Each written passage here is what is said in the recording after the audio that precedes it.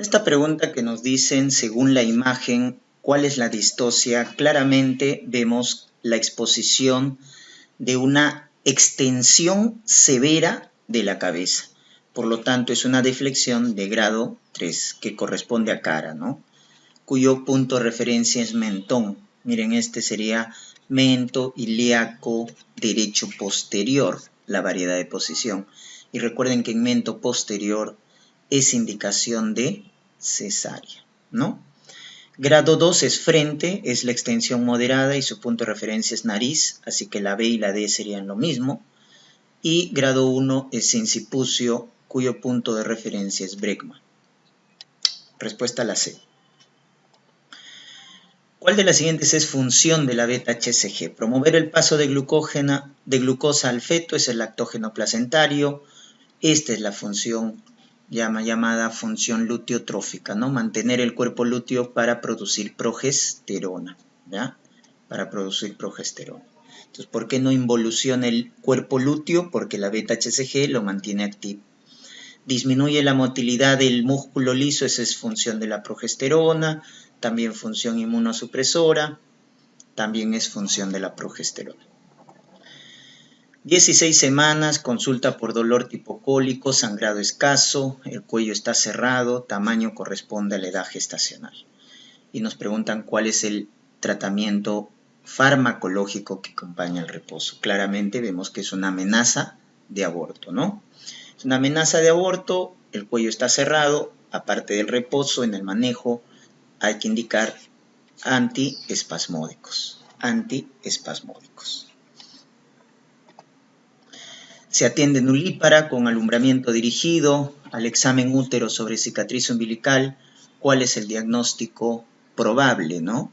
Si nos dicen que el útero está sobre la cicatriz umbilical, por lo tanto vemos que no hay contracción del útero y esa es una atonía uterina, que es la causa más frecuente de hemorragia posparto, ¿no? Pero recordar que el factor de riesgo es la multiparidad, ¿no? No la nuliparidad.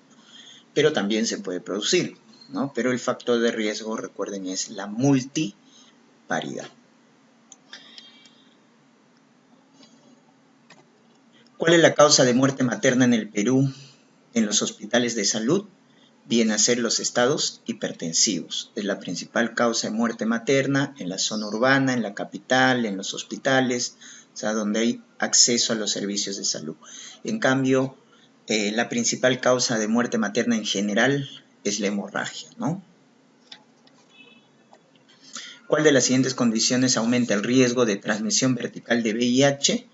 Recuerden que romper las membranas, eso ya favorece el riesgo, por eso esto está contraindicado. La amniotomía o la amniorexis, o sea, la ruptura de membranas, aumenta el riesgo, ¿no? Si le damos profilaxis, eso va a bajar el riesgo, el tratamiento antirretroviral, lógicamente, no hay que ordeñar el cordón, si la carga viral es baja, el recuento de CD4 es alto, la transmisión vertical disminuye, ¿no? Disminuye. Pero si nos dicen que rompemos las membranas o ordeñamos el cordón o hacemos episiotomía, todos esos procedimientos invasivos están contraindicados en una gestante con VIH porque aumentan el riesgo de la transmisión vertical. Esta pregunta es sobre la ganancia ponderal en la gestante. Entonces, aparte del feto, ¿cuál es la ganancia ponderal? Se produce debido a la volemia, ¿ya? A la volemia. Básicamente ahí lo que vemos es que debemos recordar que en una gestante con índice de masa normal, la ganancia promedio es de 11.5 a 16, ¿no? Promedio 12 kilos. Entonces, aparte del feto, la volemia es lo que hace ganar más peso a la gestante. Recuerden, en el embarazo hay un estado de hipervolemia. Llega a la consulta en el primer trimestre una paciente que tiene vómitos abundantes y que ha bajado de peso más del 5%. Eso nos debe hacer sospechar de una hiperemesis gravídica. Por lo tanto, la indicación correcta sería hidratación, está bien, tiamina para evitar la encefalopatía de Wernicke. Ondansetron está contraindicado porque se asocia a teratogenicidad. en el primer trimestre. Corticoides se reserva para casos refractarios severos, ¿ya? Corticoides más antipsicóticos para casos refractarios. Entonces, lo correcto sería, ¿no?, iniciar con hidratación, tiamina, para evitar la encefalopatía de Wernicke, y el primer antiemético que deberíamos utilizar es piridoxina, que es la vitamina B6. Si es que no hay respuesta, ya lo siguiente sería utilizar antihistamínicos o antidopaminérgicos, ¿no? Entonces, de primera línea, tratamiento inicial, es muy importante esto, ¿no? La de hidratación, tiamina y piridoxina. Síntoma más característico de la conjuntivitis alérgica. Si nos dicen síntoma, entonces hay que marcar prurito, ¿no? Intenso. Pero esto es signo. Entonces hay que leer bien también la pregunta. El signo es algo objetivo y ahí marcamos secreción mucosa, rica en eosinófilos, o la reacción tisular, que es la reacción papilar, ¿no?, que es característica de la conjuntivitis alérgica. Acuoso serosa es para la conjuntivitis viral. Entonces, la alérgica se caracteriza por un prurito intenso como síntoma. Recién nacido con inyección conjuntival y secreción, o sea, una conjuntivitis, y acá nos dan el origen, ¿no? Diplococo gram negativo, o sea, estamos hablando de gonococo. Y la conjuntivitis por gonococo en el recién nacido se trata con ceftriaxona. En cambio, macrólidos es para clamidia, recuerden, conjuntivitis para clamidia con macrólidos, ¿no? Pero para gonococo, ceftriaxona. No vayas a marcar tetraciclina, eso está contraindicado en el recién nacido. Y acá nos dicen que antihipertensivo está asociado al efecto secundario. ¿Cuál es el efecto secundario? Que nos dicen una tos seca exigente, picazón en garganta, edema facial a predominio de párpados y labios. Lo que estamos viendo ahí es un angioedema, ¿no? Esa tos seca vespertina, ese angioedema se produce por el aumento de bradicinina. ¿Y quién produce esos efectos adversos? El más frecuente, la tos. El más grave, el angioedema, los IECAS, ¿no? Captopril, enalapril, lisinopril, ¿ya? Son los que producen este efecto adverso. Es un caso de angioedema. El fármaco de elección en una mujer joven que acude por palpitaciones, dolor precordial, y al examen, miren, esta taquiarritmia. Los complejos QRS son angostos, lo cual nos dice que es una arritmia supraventricular, regulares, y este es el dato. Es tan rápido el ritmo que las ondas P son retrógradas. Ahí debemos pensar en taquicardia paroxística supraventricular. Si la maniobra vagal, que es el masaje del seno carotidio, no da respuesta, el antiarrítmico de elección es adenosina, 6 miligramos por vía endovenosa, ¿no? Obviamente estamos viendo que la paciente esté estable, porque la presión está estable. Recuerden que si nos hubieran dicho que está hipotensa, chocada, o sea, inestable hemodinámicamente, la conducta es cardioversión eléctrica. En la colangitis biliar primaria, o su nombre antiguo, cirrosis biliar primaria, el anticuerpo se llama antimitocondrial. Antimúsculo liso es para hepatitis autoinmune, ANCA-P es para colangitis esclerosante primaria, no se equivoque, ANCA-P, el paciente que tiene antecedente de colitis ulcerosa. ANCA-C es para la granulomatosis de Wegener, ¿no? Y antitopoisomerasa para esclerodermia. En acalasia hay un déficit de receptores de acetilcolina. Por eso el cuerpo del esófago no se contrae. Y hay una aperistalsis, porque se pierde, ¿no?, los receptores de acetilcolina debido a la destrucción del plexo mientérico de Auerbach. Se destruye el plexo de Auerbach y por eso el cuerpo del esófago se dilata. Pero termina en punta porque recuerden que el esfínter esofágico está hipertónico. Por eso en la radiografía vemos la imagen típica, ¿no?, en punta de lápiz o pico de pájaro. Entonces recuerden que por la destrucción de los plexos de Auerbach se pierden los receptores de acetilcolina en el cuerpo del esófago. ¿Cuál es la característica de la amilasa con respecto a la pancreatitis aguda? Muy importante recordar que la amilasa solo hace diagnóstico, más no pronóstico. Por eso la D sale de nuestras alternativas, ¿no? Rápidamente, ¿ya? Solo se le ve en esta patología sería que la enzima es muy específica, y eso es falso porque la amilasa solo es sensible y más bien su especificidad es baja, al igual que nos diga un signo característico, ¿no? O sea, es específico, ¿no? ¿Y permanece elevado hasta el 10º día? No, hasta el 3º o 5º día se eleva. En cambio, la lipasa es más sensible, más específica y permanece hasta 10 a 14 días elevada, ¿no? La lipasa. Entonces acá marcamos por descarte la B, ¿no? Baja especificidad si es característico de la amilasa. ¿Cuál es el diagnóstico probable en un paciente alcohólico crónico que desde hace 2 días, luego de reunión familiar, presenta desorientación, lerdeza al hablar y no hay signos de focalización, pero tiene eritema, palmar, abdomen distendido, compactidez desplazable? Estamos hablando de estigmas hepáticos y que tiene alteración del sensorio porque se está desorientando. Por lo tanto, hablamos de una encefalopatía hepática. Típica complicación de los pacientes que ya tienen cirrosis con hipertensión portal y que los SHAN permiten acumular el amoníaco y eso genera la neurotoxicidad, ¿no es cierto? Parkinsonismo secundario es por fármacos, ¿no?, que bloquean la vía dopaminérgica, como el haloperidol, los antipsicóticos, etc. El síndrome hepatorrenal es un paciente con cirrosis que hace falla renal. Entonces te dirían oliguria, creatinina elevada, ¿no? Y es una falla prerrenal, porque la fracción excretora de sodio es menos del 1%. No hay antecedente, ¿no?, de consumo de tóxicos. Y colangitis, pues, estaría de más, ¿no? Recuerden colangitis, la tríada de Charcot, fiebre, ictericia, dolor, ¿no?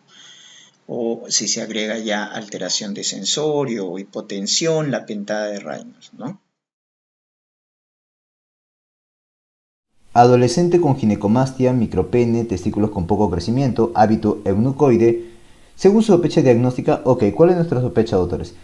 Adenoginecomastia y hábito eunucoide nos está haciendo ya pensar en un síndrome de Klinefelter. El destino micropene nos apoya el diagnóstico y el testículo con poco crecimiento nos apoya aún más. ¿Qué, doctor? ¿Puede haber crecimiento de testículo? Claro que sí. En el síndrome de Klinefelter, doctores, lo característico es el hábito eunucoide, la ginecomastia y el micropene, ¿correcto? Pero también puede haber un crecimiento de los testículos, ¿ok?, pero no llega a valor de adulto. Por lo tanto, el diagnóstico sería un síndrome de Klinefelter. ¿Estamos de acuerdo? Muy bien. Ahora, recuerden que el cariotipo más frecuente de un síndrome de Klinefelter viene a ser el 47,XXY, ¿correcto? El segundo cariotipo más frecuente viene a ser el mosaico. ¿Ok? Muy bien, listo. Por lo tanto, si nos preguntan cuál es el tipo más frecuente o el cariotipo más frecuente, viene a ser la letra E. ¿Ok? Muy bien. Neonato dice con llanto ronco, macrosomía, macroglosia, ante la sospecha diagnóstica. Ok, con esto de acá, claramente, doctores, vamos a pensar en un hipotiroidismo congénito. Hipotiroidismo congénito. Recuerden, doctores, que la etiología más frecuente, número 1, es la disgenesia tiroidea. ¿Correcto? Y el segundo más frecuente es la dishormonogenesis.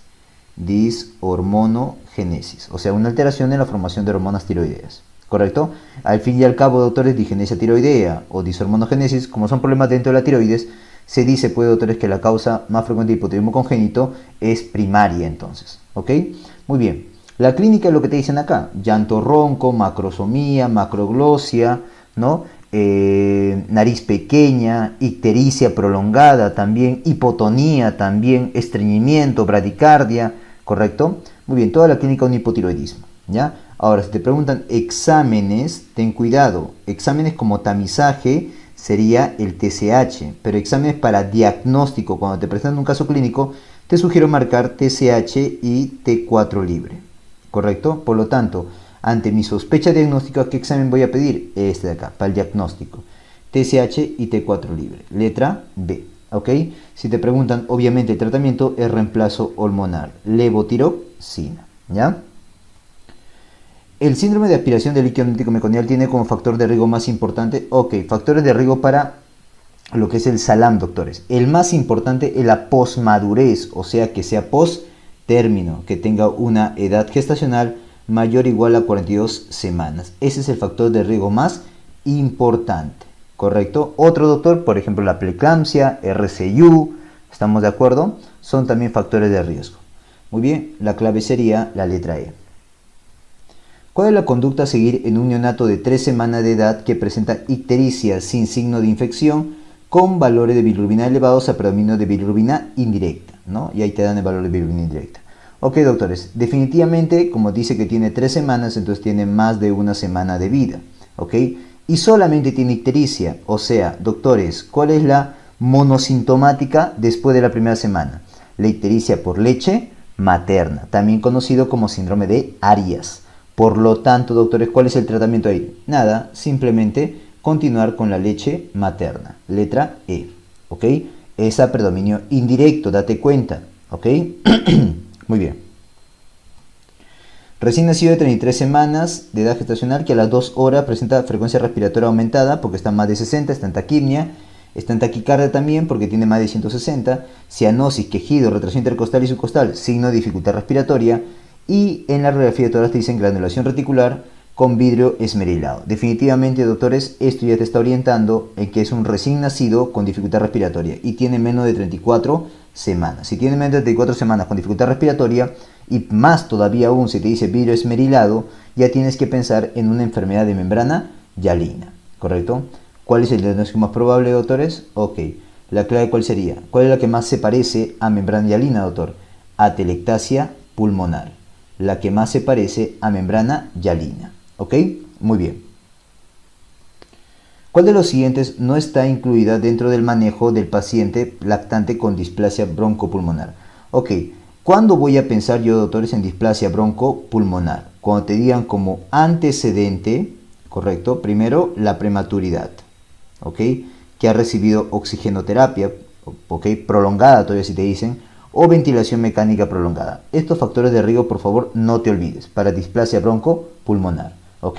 En la clínica te van a contar, doctores, que ha tenido SOP recurrente, ¿correcto? Vive de dificultad respiratoria, vive dependiente de oxígeno y se desnutre, ¿correcto? Desnutrición, ¿ya? Con esa clínica va a venir el paciente. Ahora, dentro del manejo que hay que darle, dentro del tratamiento, dietas hipercalóricas, pero con poco volumen. No lo puedes sobrecargar de volumen, ¿ok? Ya que no lo va a tolerar. Diuréticos también, macrólidos tipo acitromicina. Doctor, ¿por qué? Si esto no es una infección. Lo que pasa es que la acitromicina sirve acá como un inmunomodulador, ¿ya? Corticoides inhalado, claro que sí, tipo budesonida, por ejemplo. Y aumentar el volumen de ingesta, no, doctores, al contrario, hay que restringir el volumen. Por eso se le da dietas hipercalóricas. ¿Ok? Letra E. Neonato de 34 semanas, edad gestacional, 48 horas de vida, tiene taquimia, vómitos postprandiales, frecuencia cardíaca, rango aceptable, ¿ok? Porque está entre 120 y 160, frecuencia respiratoria en límite superior, porque lo máximo, bueno, lo normal es de 40 a 60, ¿no? Temperatura 37.5, pero es hipoactivo, hidratado, pero hipoactivo, y tremores. El decirme hipoactivo y decirme tremores, doctores, me tienen que hacer pensar en hipoglicemia. A ver, veamos. Hemograma normal, ok, no es sepsis, ¿ya? Con eso te está diciendo que no es sepsis. Y glucosa de 40, definitivamente la glucosa está baja, por lo tanto es una hipoglicemia. Y la hipoactividad y los tremores, clínica de hipoglicemia. Los vómitos también, por si acaso. Por lo tanto, doctores, esto es una hipoglicemia sintomática. Ya, ¿qué hacemos ante una hipoglicemia sintomática? Le damos el minibolo, ¿correcto? Que es 12 cc de dextrosa al 10% por kilo de peso. Pero recuerda que cada mililitro de dextrosa al 10% tiene 100 miligramos de glucosa. Por lo tanto, sería lo mismo decir 200 miligramos de glucosa por kilo de peso. ¿Correcto? Por lo tanto, la clave que más se parece es la letra D. ¿Ok? 2 años de edad, traído por la madre por presentar dificultad respiratoria. ¿Correcto? Ni refiere que inició con rinorrea, tos, fiebre e hiporexia. O sea, esto parece un cuadro catarral. Comenzó con un cuadro respiratorio alto, un cuadro catarral. Ahora dice que viene disfónico, politiraje, estridor, aleteo nasal, signo de dificultad respiratoria, orofaringe congestiva, murmullo vesicular presente, o sea, pasa bien, significa que no es un problema pulmonar, ¿ok? Y estridor. Ya pues, doctor, al decirme estridor y difonía me dice que el problema está a nivel laringio, ¿ok? Entonces, catarro que luego me hace estridor más menos signo de dificultad respiratoria, esta secuencia, doctores, es de un Krupp viral. ¿Correcto? Ya, dentro del tratamiento que hay que darle, dos cosas importantes, corticoide tipo dexametasona y también más menos nebulización con adrenalina, ¿ok? Ahora, acá te dicen, ¿qué tratamiento indicaría en primer lugar? Doctores, tiene politirajes, tiene aleteo nasal, o sea, puede entender que este paciente está con dificultad respiratoria marcada, ¿ok? Por lo tanto, mínimo es moderado a severo. Y en esos casos, lo primero que tienes que instaurar es lo que rápidamente va a mejorar los síntomas, es decir, nebulización con simpático-miméticos, o sea, nebulización con adrenalina. ¿Correcto? Muy bien, la clave sería la letra D. Lactante de 2 meses que no gana peso por su peso, tiene sudoración y lactancia entrecortada. Ok, doctores, si no gana peso, sudoración y lactancia entrecortada, al toque tiene que hacerte pensar en ICC. ¿Correcto? ¿Y quién lo lleva a un ICC, doctor? Ah, debe ser una cardiopatía congénita de alto flujo pulmonar. ¿Estamos de acuerdo? Muy bien. Y que además te dice que tiene un soplo holosistólico. ¿Quién es el que hace un soplo holosistólico o pansistólico y es una cardiopatía de alto flujo pulmonar y además es la más frecuente? Viene a ser el CIB. ¿Correcto? CIB. La clave, la letra B. ¿Cuál es la manifestación clínica más frecuente de la insuficiencia cardíaca en el recién nacido? Ok, recuerden que la insuficiencia cardíaca, doctores, en pediatría, la causa más frecuente son cardiopatías congénitas. Obviamente son aquellas que llevan a flujo pulmonar elevado, ¿correcto? O sea, sobrecarga de volumen. Muy bien. Ahora, dentro del ICC, doctores, ¿qué espero encontrar? Lo más frecuente, la dificultad respiratoria, o también te pueden decir taquipnia, ¿ya? O también te puede decir disnea. Para fines de examen, tómalo como sinónimo. ¿Estamos de acuerdo? Muy bien. Por lo tanto, lo más frecuente es esto de acá, letra C. Recuerda que edema periférico, eso no suele haber en ICC en pediatría, lo que sí se presenta en adultos, ¿no es así? Muy bien. La hepatomegalia también, ¿no es así? La sudoración profusa, la pobre ganancia de peso, la taquicardia, la taquimia, etcétera, etcétera. ¿Ok? La edad para iniciar la vacuna neumocócica polisacárica, pero conjugada, ¿cuál es? Ok, doctores, si te hubieran dicho neumocócica polisacárida, eso es a partir de los 2 años de edad. Pero al decirme neumocócica polisacárica conjugada, te están hablando de la vacuna antineumocócica que está en la norma técnica. Y esa se aplica a partir de los 2 meses de edad, a los 2, 4 y a los 12 meses. Por lo tanto, sería 2 meses. ¿Ok? Muy bien. Adolescente de 15 años que presenta bajo peso, lanugo, interrupción de la menstruación, lesión de esmalte dental y callosidad al dorso de los dedos. Acude a consulta muy abrigada. Ok, según mi diagnóstico, ¿cuál es mi diagnóstico, doctores? Si me dice baja de peso, ¿no? Y tiene interrupción de la menstruación, eso ya me está aduciendo, doctores, que esta es probablemente una anorexia nerviosa. ¿Correcto? Y eso de lesión de esmalte dental o callosidad en los dedos, en el dorso de los dedos, significa que se está induciendo los vómitos. ¿Puede inducirse? Claro que sí. ¿Ok? El inducirse los vómitos, doctores, no significa que sea necesariamente solo de bulimia, por si acaso. ¿Ya? Y también al decirte que está muy abrigada, pues es por su bajo peso que tiene. ¿Ok? Muy bien. Entonces estamos frente a una anorexia nerviosa. ¿Estamos de acuerdo? Ahora, ¿cómo determino la gravedad? Recuerden, doctores, que para anorexia nerviosa, ¿ya? La gravedad se va a determinar en base a la bajada de peso. Su gravedad se determina en base a la bajada de peso. ¿Y esto expresado en base a quién? Al IMC. ¿Correcto? ¿Ok? Por ejemplo, yo digo que es leve cuando es mayor o igual a 17 el IMC. ¿Ok? Digo que es moderado cuando es mayor o igual a 16. Digo que es severo cuando es mayor o igual a 15. ¿Correcto? Y es más, hay otro que es el extremo, que ya es menor de 15. ¿Ok? Entonces, para la gravedad de la anorexia nerviosa yo lo determino en base al IMC. La clave sería la letra B. En cambio, para bulimia, la gravedad, doctor, yo lo determino en base a la recurrencia de las medidas compensatorias inadecuadas. ¿Correcto? Muy bien. En relación a las inmunizaciones, ¿cuál es la actitud médica frente a un niño con inmunosupresión severa? Doctores, cuando tienes un niño con inmunosupresión severa, lo que tienes que contraindicar vienen a ser las vacunas que tienen microorganismos atenuados. Por ejemplo, la SPR. Entonces, ¿cuál sería la clave? Suspender las vacunas de microorganismos atenuados o vivos.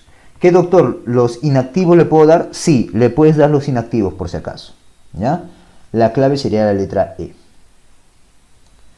¿Cuál es la etiología de la enfermedad mano-pie-boca? Ok, recuerden que la etiología de la enfermedad mano-pie-boca, doctores, viene a ser el Coxsackie. ¿Qué Coxsackie? A16. ¿Estamos de acuerdo? Hay otros tipos de A, el A71, el A6, pero estos se asocian a mayor gravedad. A71, ya lo voy a poner por acá, A71 y el A6. Estos se asocian a mayor gravedad, ¿correcto? ¿Ok? Muy bien. Pero acá la etiología más frecuente es Coxsackie A16. Doctor, ¿y este qué es? Es un virus ARN, ¿correcto?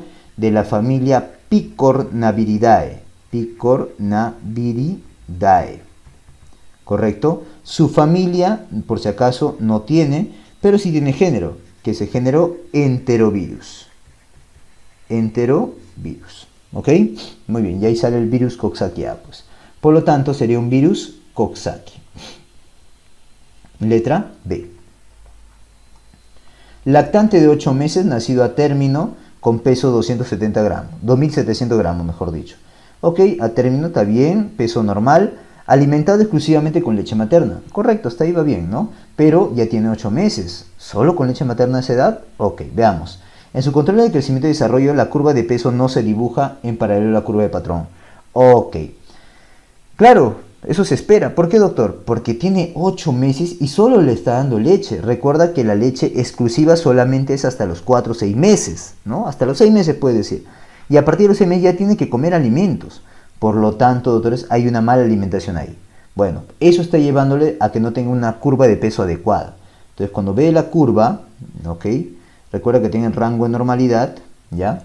Ya, esta curva no sigue en paralelo, dice. Digamos que está así, no está en paralelo, mira. ¿Correcto? Muy bien. Cuando sigue en paralelo, ¿ya? Más o menos sería así, ¿ya? Ahora, pero si la curva se va hacia arriba, se va hacia abajo, o si está horizontalizando, estas opciones en color negro, ¿ya? Esta también, esta y esta, se dice entonces que es un crecimiento inadecuado, ¿ya? Pero si tiene una curva en paralelo como es esta de acá, sería un crecimiento adecuado. Esos son los resultados, doctores, en la evaluación de la curva de crecimiento, ¿correcto? Inadecuado o adecuado entonces, ¿ya? Muy bien. Por lo tanto, en este caso, como no está en paralelo, sería inadecuado. La clave, la letra E. ¿Cuál es el examen de imagen inicial a solicitar ante la sospecha de una sinusitis? Ok, recuerda que la sinusitis, ¿no? Viene a ser un proceso inflamatorio infeccioso de los senos paranasales. En otras palabras, la presencia de pus en seno paranasal, ¿correcto? Si hablamos de la etiología, es lo mismo que una otitis media aguda, o sea, Streptococcus pneumoniae, Haemophilus influenza y Moraxella catarrhalis. ¿Estamos de acuerdo? Ahora, si te preguntan exámenes, doctores, yo te he dicho que como una prueba inicial va a ser la radiografía de senos paranasales. Pero si te preguntan de elección, ahí sería tomografía. En este caso yo te he puesto acá inicial. Ah, ya. Entonces sería ¿cuál? Radiografía. La clave, la letra C. Mujer de 38 años con episodio de rinorrea y congestión nasal por los cambios de temperatura ambiental, dice. ¿Correcto? Examen hipertrofia de cornetes. Ok. Pruebas cutáneas negativas, no se detecta IgE ni eosinofilia. Doctores, definitivamente es, al decirte rinorrea y congestión nasal, no, vamos a pensar en una rinitis. ¿Correcto? Y si no tiene IgE, no tiene eosinofilia y pruebas cutáneas, o sea, el famoso prick test, ¿ok? Sale negativo, significa que no es alérgica. ¿Correcto? Con eso descartamos. ¿Ya? Doctor, entonces, ¿cuál podría ser? Algo que se parece a una alérgica, ¿ya? Pero que no está mediado por alergenos, ¿correcto?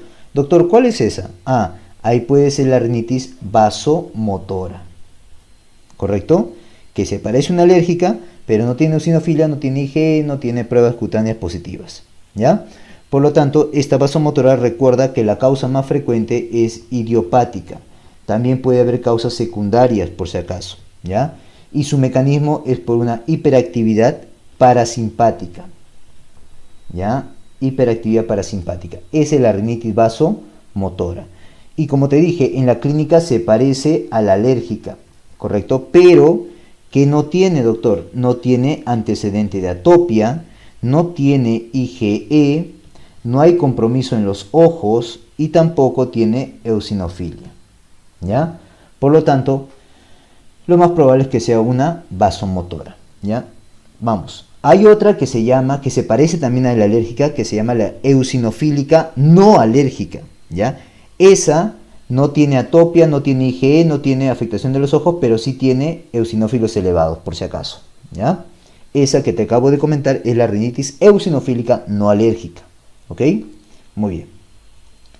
35 años, presenta fiebre, escalofríos, sudoración hace 2 semanas con periodos de remisión de 3 días, o sea, tiene fiebre acá en este día, ¿ya? Pero pasa 1, 2, 3 días sin fiebre y al cuarto día aparece la fiebre. Nuevamente, 1, 2, 3 días sin fiebre y al cuarto día aparece la fiebre.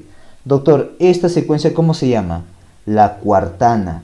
¿Y quiénes hacen cuartana? El malariae, el Plasmodium malariae. Claro, si estamos frente a una clínica de malaria, ¿no? Veamos. Cefalea, ¿no? Vómito, malestar, cansancio, viajes de 2 semanas a la selva, ahí está el factor de riesgo. Palidez ictericia, te dice que es una anemia hemolítica, ¿no? Que es compatible con malaria, ¿ok? Visceromegalia, ahí está la anemia, plaquetas aceptable, TGO, TGP también aceptable, y bilirrubinas totales de 3.5 un poco elevados. Doctores, definitivamente es una clínica de malaria, ¿estamos de acuerdo? Por la fiebre, por la cefalea y la anemia hemolítica, ¿ya? Pero al decirme que aparece la fiebre al cuarto día, o sea, es una cuartana, ¿cuál sería? Sería Plasmodium malariae, ya que el Vivax y el Falciparum hacen tercianas más bien, ¿ya? Ten cuidado. Si un paciente diabético que se encuentra hospitalizado por una descompensación diabética y portador de sonda vesical para vigilar diuresis, empieza a tener ahora signos infecciosos y tiene examen de orina patológico. Ok, es un paciente diabético que al estar hospitalizado y con sonda hace una ITU.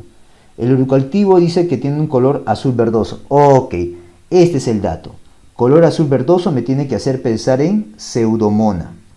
¿Correcto? Pseudomona. Por lo tanto, mi tratamiento tiene que ir dirigido a antipseudomónicos, tipo ceftazidima, por ejemplo. ¿Ok? O meropenem, por ejemplo. O aminoglucósidos, por ejemplo, etc. ¿Ya? Por lo tanto, la clave sería Pseudomona aeruginosa. Marque lo incorrecto sobre la rabia, dice. Ok. Recuerden que la rabia, doctores, es causada por el virus de la rabia, que es un virus ARN de la familia Rhabdoviridae, pero del género Lyssavirus. ¿Ya? Del género Lyssavirus. Bueno, ¿su periodo de incubación suele durar algunos días? No. El periodo de incubación, doctores, dura meses. ¿Correcto? Ahí está la falsa. La vacuna preexposición consta de 3 dosis. Ok, la vacuna, doctores, yo lo puedo dar preexposición o posexposición. El posexposición es posmordedura, me refiero, ¿ok?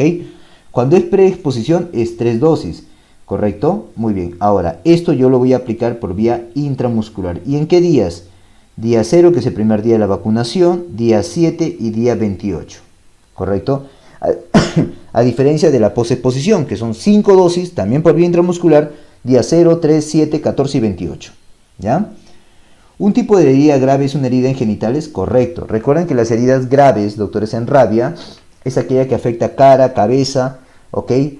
Pulpejo de dedo de la mano, pulpejo de dedo de los pies, genitales, o si son grandes, extensas y profundas. Esos son graves. De utilizar el suero antirrábico, ¿se debe utilizar una dosis? Correcto, ¿no? Si vas a utilizar el suero antirrábico, es una sola dosis. ¿Correcto? Muy bien. Por lo tanto, doctores, la clave incorrecta sería la letra B.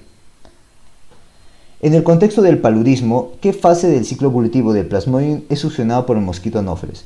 Ok, recuerda que el mosquito anófeles viene a ser el vector. Este vector succiona al plasmodium de un paciente infectado y brinda el plasmodium a un paciente no infectado, ¿ya? ¿Qué es lo que brinda? La forma infectante, que es el esporozoito, ¿ya? Pero ¿qué succiona de un paciente infectado? El gametocito. Acá te estoy preguntando qué succiona, por lo tanto sería gametocito. Letra A. No te olvides que el esporozoito más bien es la forma infectante, ¿ya? Ama de casa que al limpiar detrás del cuadro siente un lacetazo en mano, a las 18 horas presenta orina oscura y presencia de una lesión libedoide en dicha zona. Correcto, doctora. Al decirme nomás lesión libedoide o placa libedoide, ¿no? Claramente me tiene que hacer recordar en un tipo de ponzoñosa, en un luxocelismo, causado por luxoceles laeta. ¿Correcto? Este se media su enfermedad mediante su gran toxina, la esfingomielinasa. ¿Correcto? El cual va a generarte, la clave sería la letra E, te va a generar ¿qué cosa, doctor? Te va a generar un evento, efecto dermonecrótico, 2, un efecto hemolítico y 3, un efecto procoagulante, ¿ya? Nuevamente, dermonecrótico, hemolítico y procoagulante. Muy bien, no te olvides que la latrotoxina alfa más viene de Lactrodectus mactans, ¿ya? Lactrodectus mactans. La TSST-1 es la del estafilococo aureus para el síndrome de shock tóxico estafilocócico. La M-toxina, bueno, M-toxina también, ¿no? Pero hay otra alfa-toxina que es para gangrena gaseosa, ¿ya? La M-toxina y principalmente la alfa-toxina. Bueno, y viene la toxina A. Bueno, la toxina A puede ser de varias cosas, ¿no? Por ejemplo, la de Clostridium difficile o toxina A de repente del estafilococo aureus. Bueno, eso es variable. Listo, acá sería esfingomielinasa. Varón de 55 años, campesino de Lurín, presenta hace 7 días fiebre, cefalea, mialgias e ictericia. Ya, al decirme que viene el Lurín y tiene fiebre, cefalea, mialgias, típico, peor todavía si tuvieran puesto acá miembros inferiores, e ictericia, al toque, peor todavía con la inyección conjuntival, me tiene que orientar, doctores, a mí a pensar en un tipo de leptospirosis. Leptospirosis. Recuerda que la leptospirosis hay forma anictérica, que es la más frecuente, hay forma sintomática y hay forma ictérica. La forma ictérica, doctores, que justo este paciente lo tiene, es también conocida como enfermedad de Weil. Entonces acá sería una leptospirosis ictérica, también conocida como enfermedad de Weil, ¿ya? Ahora, en las formas leves, doctores, yo puedo dar leves, ¿ya? Yo puedo dar, doctores, para adultos doxiciclina o amoxicilina y para niños o gestantes amoxicilina o eritromicina. Pero si fuera grave, como voy a entender que es el caso clínico, sería una penicilina G sódica o ampicilina, ¿ya? Para moderados graves, entonces, penicilina G sódica o ampicilina, ¿ya? No me importa si es niño, adulto o gestante, ¿ya? Porque son penicilinas, esas sí pueden recibir. Por lo tanto, la clave sería la letra C, entendiendo que esta es una forma grave de leptospirosis, o moderada grave si quieres. Respecto a las fístulas perianales, marque lo correcto. Bueno, fístulas perianales o fístulas anorrectales, ¿no es cierto? Acuérdense, antes de responder la pregunta, que la mayoría de fístulas corresponden a la tipo 1 y estas se refieren a las interesfintéricas. El 90% debe drenarse, no necesariamente porque no se trata de un absceso, no confundir con los abscesos. Las fístulas requieren fistulotomía, que es la mayoría. En algunos casos podrían requerir fistulectomía, pero no es esa la situación. ¿Okay? La esfinterotomía lateral interna es tratamiento de elección, no, porque la esfinterotomía, la sección del esfínter es el tratamiento para las fisuras, no para las fístulas. La ecografía endorrectal no es útil en el estudio. Falso, la ecografía endorrectal es uno de los estudios más importantes. De hecho, cuando se identifica primero el orificio, secuencia de toma de decisiones, cuando identifican el orificio fistuloso me refiero, fuera del anito, lo que sigue es realizar la regla de Gutzal, ¿no? Y luego lo que sigue es idealmente una ecografía. Si es que la ecografía no es concluyente o necesitan más estudios, pueden realizar una fistulografía. Pero de pronto, la regla de Gutzal.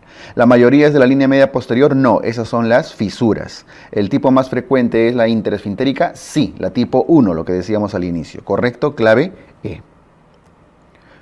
¿En qué consiste la maniobra de Pringle? La maniobra de Pringle consiste en ocluir, clampar de forma temporal el ligamento hepatoduodenal que contiene a la tríada portal. Eso incluye vena porta, arteria hepática, vía biliar, sobre todo la vena y la arteria, con el objetivo de reducir el sangrado que llega al hígado para controlar este sangrado en el contexto de un trauma. El tiempo de clampaje es aproximadamente 15 a 30 minutos de clampaje, con un desclampaje de unos 5 minutos para reperfusión. Ocluir el ligamento hepatoduodenal, sí, no es ligar la arteria, es todo el ligamento, no solo es la vena porta, no tiene nada que ver con el ligamento redondo. El taponamiento viene después en caso no podamos hacer ninguna reparación, ¿no?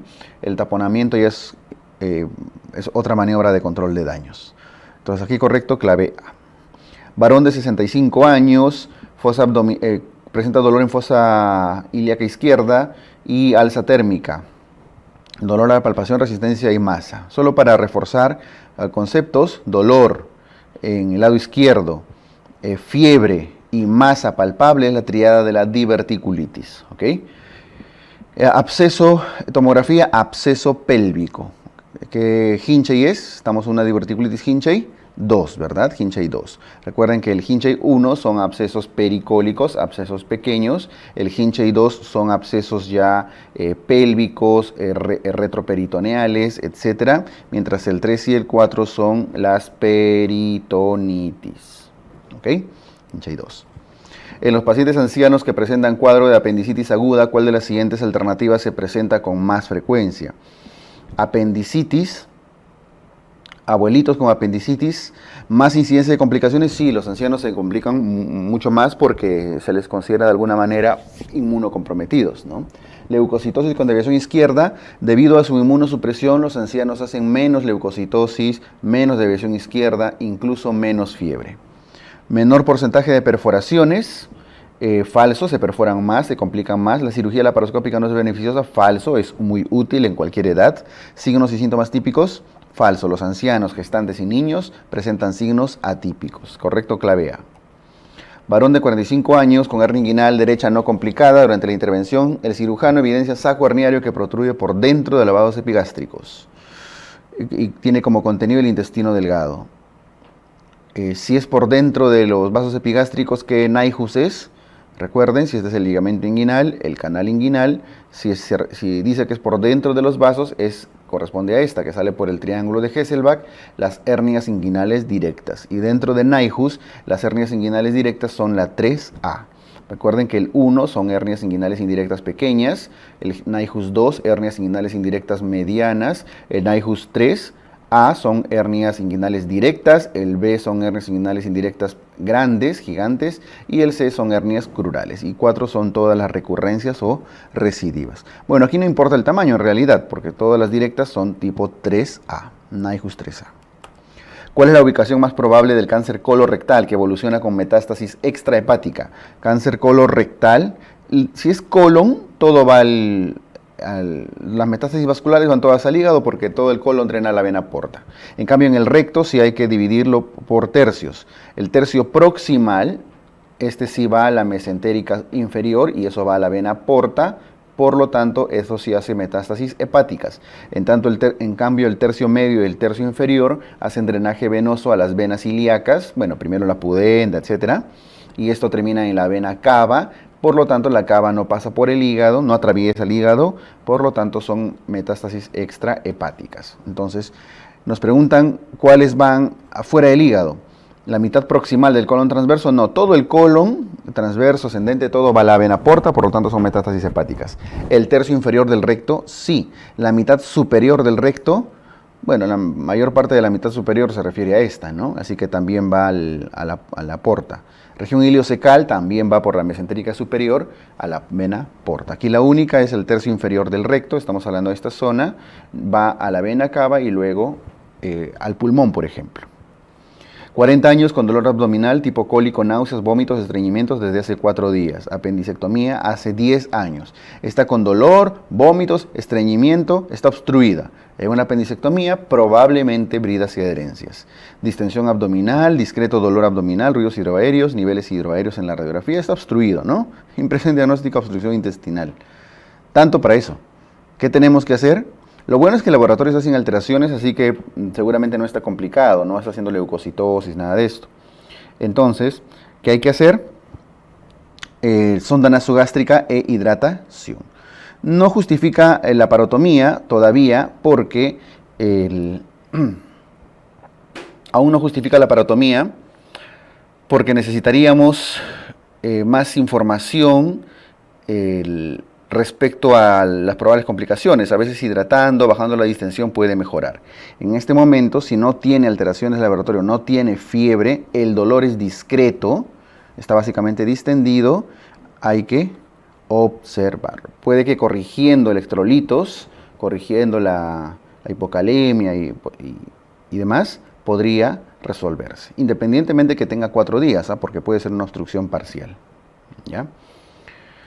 La técnica de elección para el tratamiento quirúrgico de la hipertensión portal es la cirugía de Warren. ¿Qué es la cirugía de Warren? Es una derivación portosistémica, ¿cierto? Una derivación espleno-renal de la vena esplénica a la vena renal, espleno-renal distal. Espleno-renal distal. Cirugía de Warren. El signo de la pseudocharretera se presenta en pseudocharretera, no olviden que es para luxación de clavícula. Este es el acromio, entonces la cavidad clinoidea, la apófisis coracoides, la clavícula. Cuando la clavícula se luxa, la acromio clavicular, eso presenta el signo de la pseudocharretera y además el signo de la tecla. ¿Y quién presenta el signo de la charretera? Si solo es charretera, esto es la luxación de hombro anterior. Las fracturas por torsión son más frecuentes en huesos largos. Y de todos los huesos largos, la que más se fractura y hace fracturas por torsión con mucha frecuencia es la fractura de tibia, clave A. A ver, empezamos.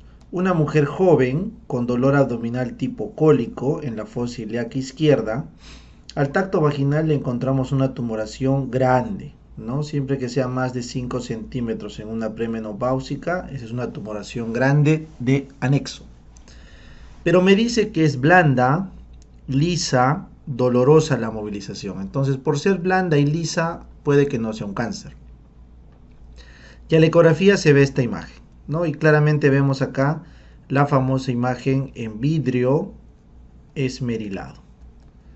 ¿Correcto? Ese vidrio esmerilado representa un quiste que adentro tiene coagulación de mucho tiempo, o sea, un endometrioma, que es lo más probable que vaya con este caso. ¿Ya? No es un cistoadenoma porque claramente es un vidrio esmerilado de un endometrioma, por ahí no sale. Un germinoma imposible que sea tan homogéneo, es más sólido, es duro. No, quiste seroso no, para nada no es anecoico y teratoma es heterogéneo. Muy bien, el cáncer de endometrio, según la FIGO, ¿en qué estadio se encuentra la enfermedad si el tumor está limitado solo al útero, incluyendo el cérvix?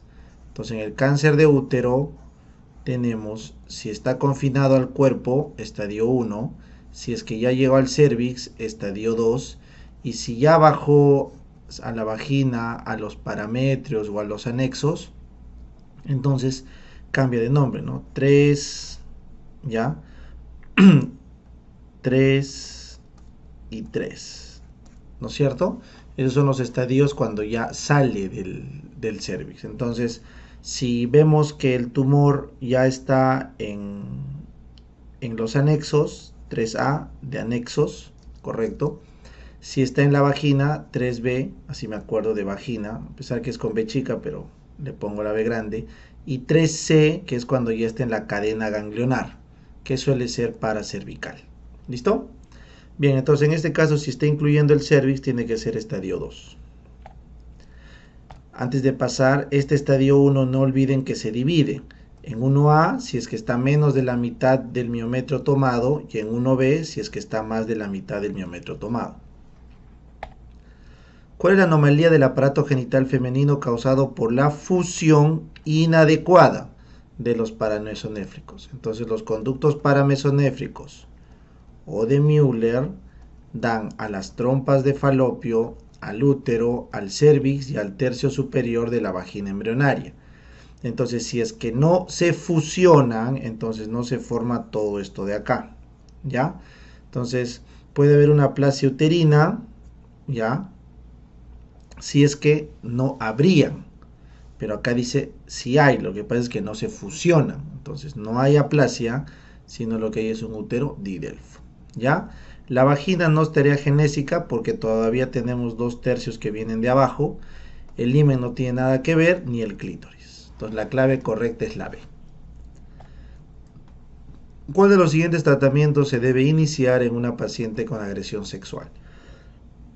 Entonces se le da primero anticonceptivo oral de emergencia, que es 1.5 miligramos de levonorgestrel. No sirve de nada el aciclovir, fluconazol tampoco. Doxis se da, pero se prefiere acitromicina por la potencia. Doxis sería si habría diagnóstico de clamidia, y esta no es la dosis de levo. Adolescente de 14, traído por su madre porque no menstrua. Ojo, pasado los 13 años que no menstrua, ¿correcto? Y no tiene caracteres sexuales secundarios, eso es amenorrea primaria. Pasado los 15 años que no menstrua y sí tiene caracteres sexuales secundarios, también es amenorrea primaria. En este caso tiene 14. Dice que al examen no se evidencia caracteres sexuales secundarios, o sea, más de 13, sin caracteres, no menstrua, entonces eso es amenorrea primaria. ¿Qué hay que hacer en el algoritmo?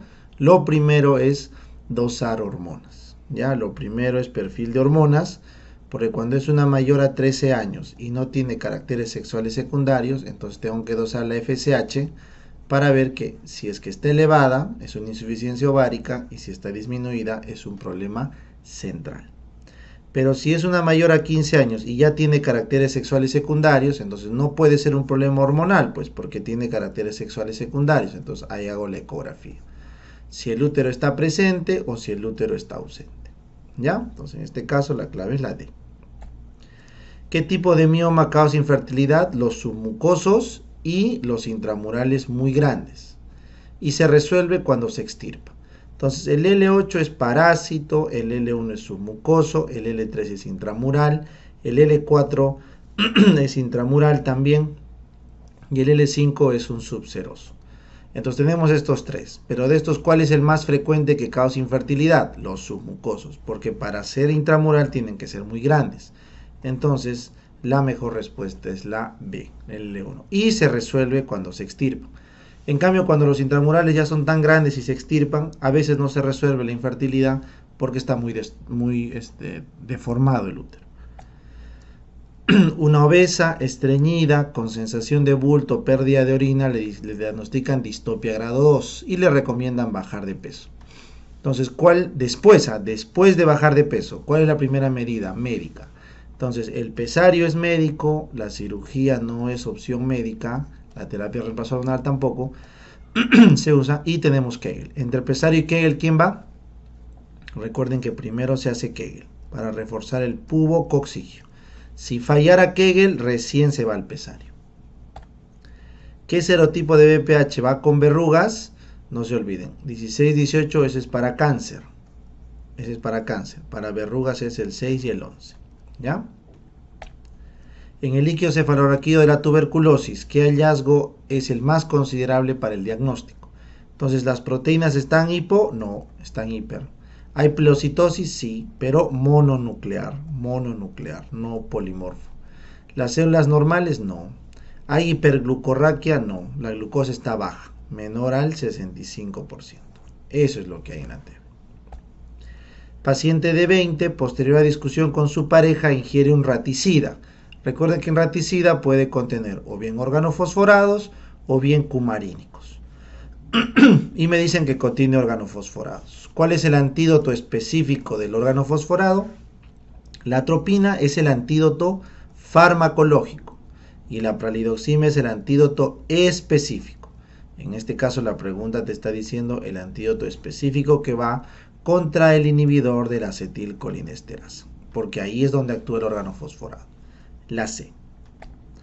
Lactante de 12 meses, sin antecedentes patológicos, traído por su madre porque tiene bruscamente fiebre, convulsiona la mano, o sea, una convulsión parcial, que dura 10 minutos, y recuperación de conciencia. ¿Cuál es el diagnóstico más probable? Entonces, Como aparentemente está en la edad de convulsión febril y es después de una fiebre alta y no tiene antecedente patológico, entonces lo catalogaremos de una convulsión febril. Pero si solo es la mano, o sea parcial, eso califica de compleja. La A. Mujer de 30 años acude a consulta porque tiene parestesias en los miembros superiores. Es un problema sensitivo. Este es su segundo episodio en un año. O sea, está teniendo varios brotes. Y me dicen que es una mujer joven. Problemas sensitivos en brotes en mujer joven, ¿qué pensamos? Esclerosis múltiple. Y obviamente en la imagen se ven estos dedos en guante que salen por la sustancia blanca, que es la desmielinización. Facilito. ¿Cuál es la definición más aceptada de convulsión febril? No se olviden, es la edad, entre 6 meses y 5 años, que la convulsión suceda muy pronto a una fiebre alta de más de 38, que sea un chico neurológicamente sano, ¿correcto? Que no tenga ningún daño estructural en el cerebro. Esa es la definición de convulsión febril. ¿Listo? Mujer de 45, después de una discusión familiar, ingiere 30 tabletas de amitriptilina. La amitriptilina es un antidepresivo tricíclico que bloquea los receptores alfa 1, H1, M1, ¿ya? Y también tiene efectos, obviamente, inhibiendo la recaptación de serotonina y la recaptación de noradrenalina, ¿ya? Obviamente llega con sopor, hipotensión, taquicardia, midriasis. ¿Por qué? Por el bloqueo M1, ¿ya? Y está haciendo una arritmia QRS ancho QT prolongado también por alteración muscarínica. Entonces, ¿qué tenemos que hacer con esta paciente? Tenemos que eliminar este antidepresivo tricíclico y tenemos que estabilizar el corazón. Pero no se utiliza gluconato de calcio porque no es un problema de hipocalemia o de hipercalemia. No es. No vamos a usar antagonistas H2, no tiene nada que ver. ¿Se usa fisostigmina? Sí, porque esto es una forma de antagonizar los efectos muscarínicos, pero no van a ir contra el corazón. O sea, el efecto de la fisostigmina es sintomático para el resto de efectos antimuscarínicos, pero no para el corazón per se. Para el corazón es necesario el bicarbonato de sodio, la D, ¿ya? Y la naloxona, eso sería en caso de que esté intoxicada por opioides, que no es el caso, ¿ya? ¿Cuál es el valor de la presión arterial en milímetros de mercurio en un paciente con ACV isquémico mientras recibe la trombólisis? Recuerden, 185-110, eso es antes de iniciar la trombólisis. 5 milímetros menos, o sea, 180-105, esto es durante la trombólisis. Durante la trombólisis, ¿ya? Entonces la clave correcta es la E. Bien. Uno de los siguientes fármacos no se administra en el manejo de un estatus epiléptico. Recuerden, en un brazo se ponen los diazepínicos, ¿correcto? En un brazo se ponen los diazepínicos. Y en el otro brazo se pone levetiracetam, ácido valproico o fenitoína. Eso es el manejo inicial. El midazolam intramuscular es cuando no se puede acceder a la vía endovenosa de alguno de los diazepínicos, como el diazepam o el lorazepam. Así que todo eso va menos el pentobarbital. Esto va en el estatus refractario. Varón de 76 que desde hace un año presenta dificultad para incorporarse, movilizarse y temblor en las manos. Orientado en tiempo, espacio y persona, pero con la expresión facial fija, facies de tristeza, temblor de manos que desaparece en movimiento. Entonces tengo temblor de reposo, tengo bradiquinesia, porque esas es las facies de máscara, pues, ¿no?, que tiene el paciente. No ha perdido habilidad mental. ¿Qué puede tener? Solamente me falta la rigidez, pero acá me dice dificultad para incorporarse y para movilizarse. Entonces tenemos rigidez, esto es el parkinsonismo, probablemente por la edad sea una enfermedad de Parkinson, que hay que darle levodopa más carbidopa, ¿ya? Si fuera menor de 70 años, se le daría pramipexol, ropidinol, pero como es mayor de 70, levodopa con carbidopa. ¿Cuál es la segunda causa que se asocia a suicidios? La primera es depresión, la segunda es alcoholismo, la tercera es esquizofrenia, la cuarta borderline. La segunda causa, alcoholismo. En los estudios epidemiológicos, el error de hacer inferencias al momento de interpretar los resultados, o sea, yo digo que A causa B, pero ahí me estoy equivocando porque hay un C que es un confusor, que se asocia a, que se asocia a B y que no tiene que ver con el proceso. ¿Se acuerdan cómo se llamaba este sesgo? Es el sesgo o efecto confusor, que es al momento de interpretar la data. El sesgo de información es al momento de medir la variable. La falacia ecológica, eso es cuando de un estudio ecológico poblacional concluyes por el individuo. El error de muestreo, eso es de selección. La clave es la B. ¿Cuál es la mejor técnica para el control del sesgo de selección? Recuerden, la selección se controla aleatorizando, pero en los estudios experimentales. Acá me están diciendo en un estudio observacional. Entonces, en los observacionales yo no puedo aleatorizar. Entonces, ¿qué me queda, profe? Parear. El pareamiento es en los estudios observacionales. Ojo, muchos han equivocado marcando la C.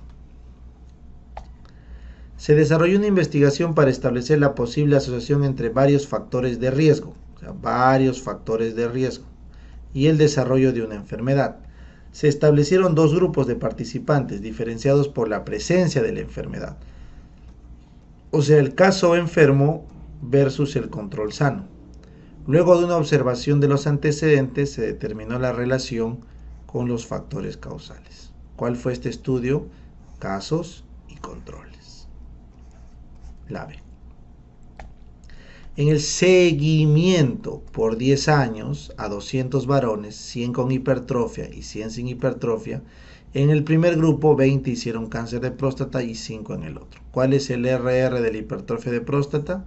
Entonces tienes que hacer tu tablita para calcular el RR. Entonces, los enfermos, los sanos, los expuestos y no expuestos. ¿Qué cosa es ser expuesto, profe? Tener hipertrofia de próstata, 100 con hipertrofia.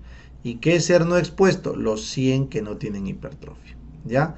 De estos 100, 20 desarrollaron cáncer de próstata, o sea, la enfermedad, quiere decir que 80 se quedaron sanos. Y en el otro grupo, solo 5 y 95 se quedaron sanos.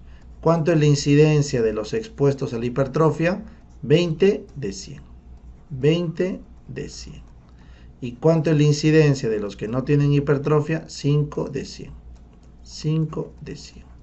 Entonces, ¿cuánto es el riesgo relativo? La división de ambos. Entonces, dividimos, sale 20 por 100 entre 100 por 5. 4. Listo. Que también lo podía sacar al ojo. Si tengo 100 expuestos y 100 no expuestos, se anulan y me queda 20 enfermos contra 5. Eso es 4 veces más. Pregunta, dice, mujer de 50 años, obesa, hipertensa con antecedente de cáncer de colon. Entonces, antecedente importante, cáncer de colon. Otro antecedente importante es obesa, ¿no es cierto? Tenemos dos antecedentes de importancia que nos marcan algún riesgo. Viaje en bus de Tumbes a Lima, viaje largo. Al llegar presenta súbitamente dolor torácico. Esto de acá es clave, ¿no? Súbitamente, dolor torácico, disnea, síncope. Ingresa a emergencia con una presión normal, con una frecuencia alta, con una frecuencia respiratoria muy alta, saturando adecuadamente, y dice que le hacen un ecocardio aparentemente con la sospecha diagnóstica. ¿Cuál es la sospecha acá? Tromboembolismo pulmonar. ¿Por qué?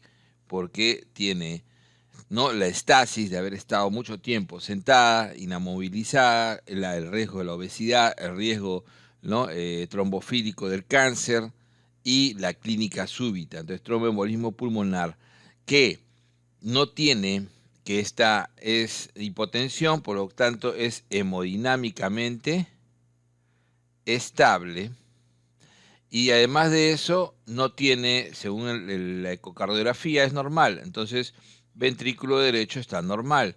Entonces, esto nos excluye que sea submasivo y esto nos excluye que sea masivo. Por lo tanto, es el 80% de los tromboembolismos pulmonares, que son la mayoría, que son los leves a moderados, ¿no? Y estos requieren básicamente anticoagulación con enoxaparina, básicamente, ¿no? Más warfarina. Esta es la respuesta. ¿Ok? La trombólisis sería necesaria solamente si fuera masivo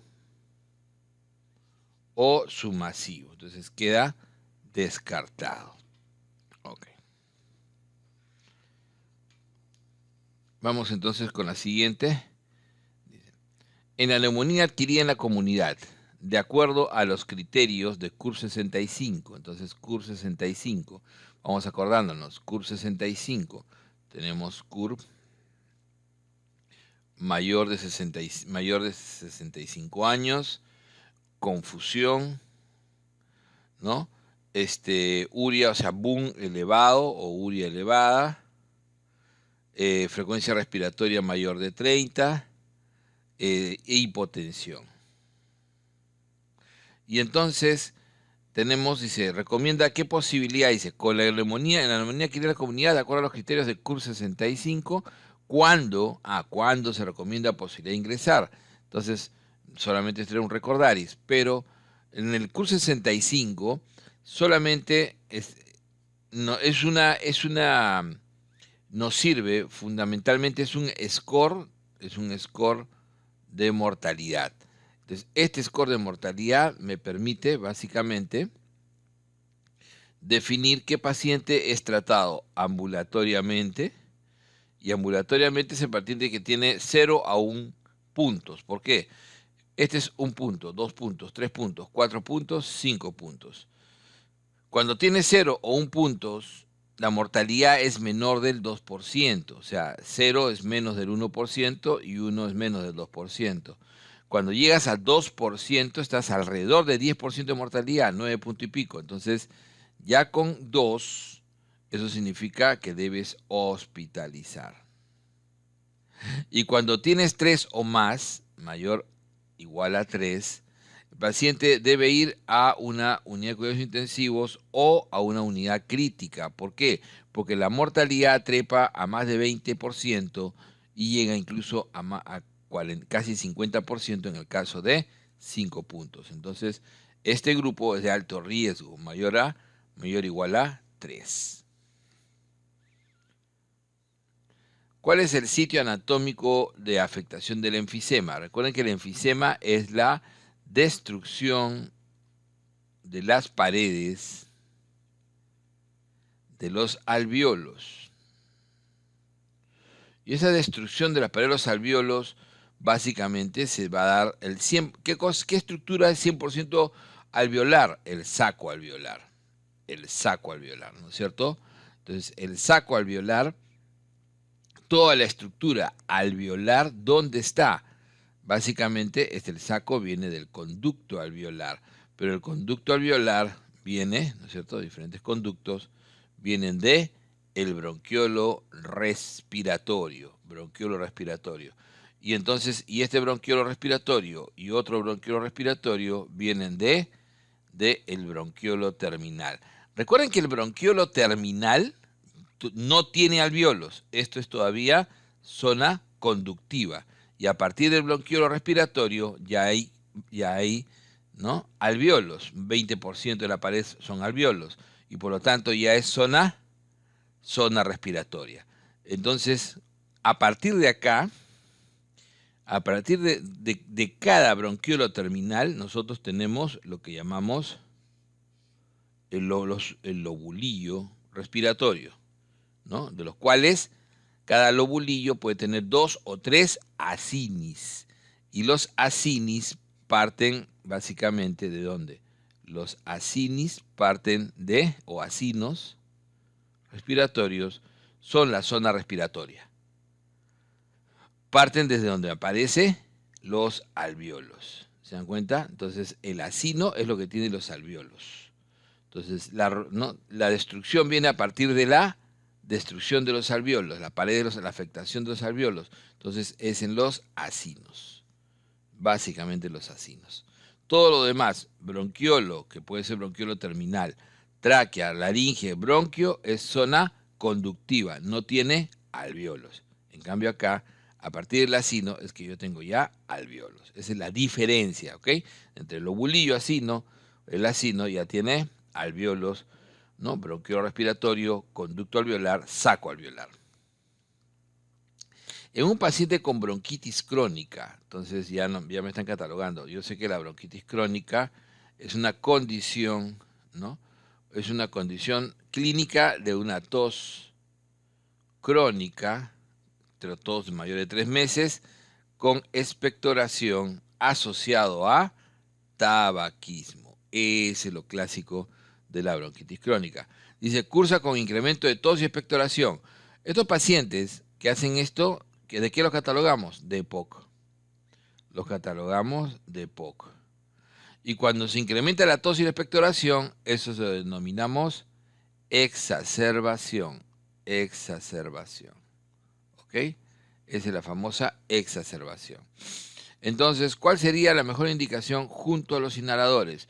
Entonces, cuando yo tengo una exacerbación, las exacerbaciones leves, ¿no?, se utilizan solamente dependiendo de la intensidad del problema respiratorio, la combinación de SABA, o sea, salbutamol generalmente, beta-agonista de acción corta, más ipratropio.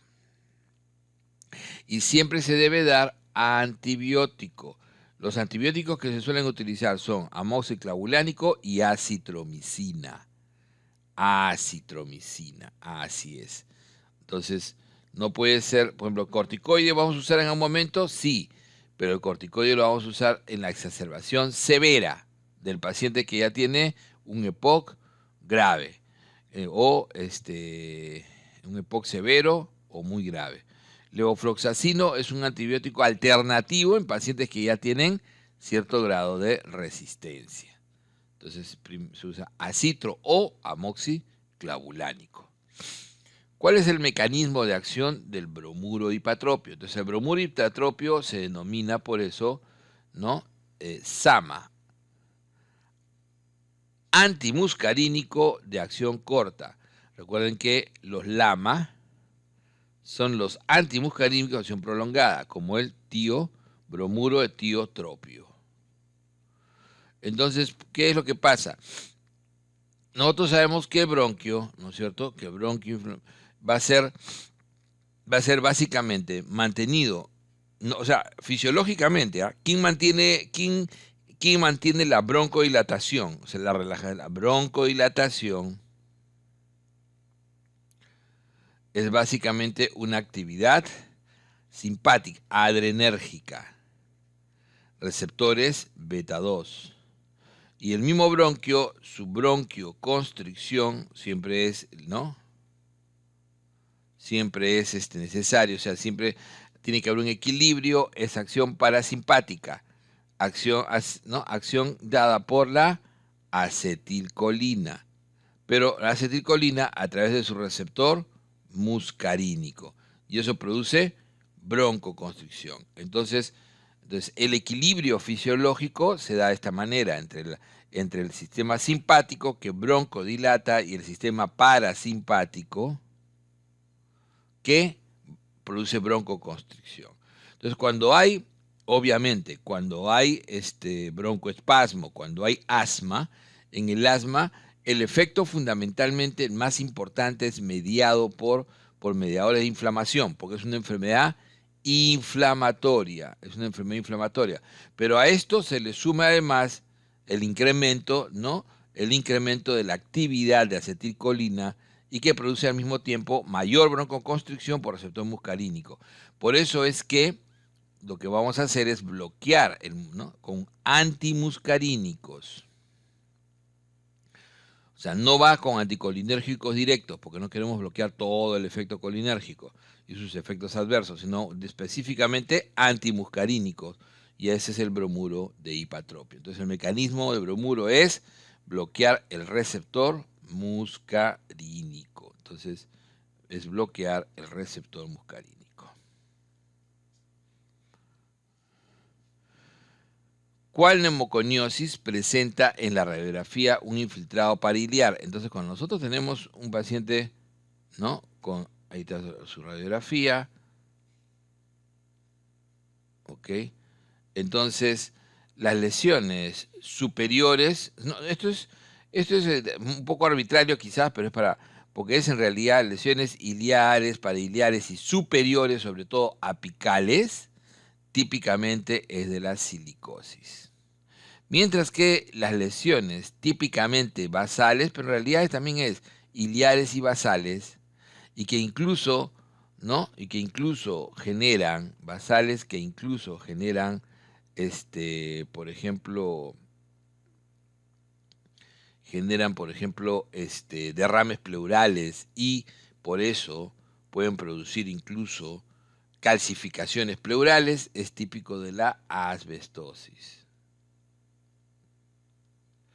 La que es típicamente generadora de lesiones nodulares, ¿no? Por neumoconiosis a nivel sobre todo iliar y pariliar es la antracosis. Entonces, para efecto práctico del examen, siempre decimos apical, silicosis, basal asbestosis, antracosis a nivel medio pariliar.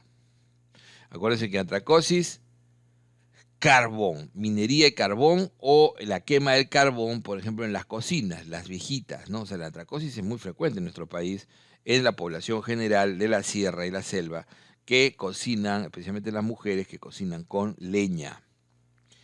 ¿Cuál de los siguientes enfermedades se encuentra el derrame pleural tipo exudado?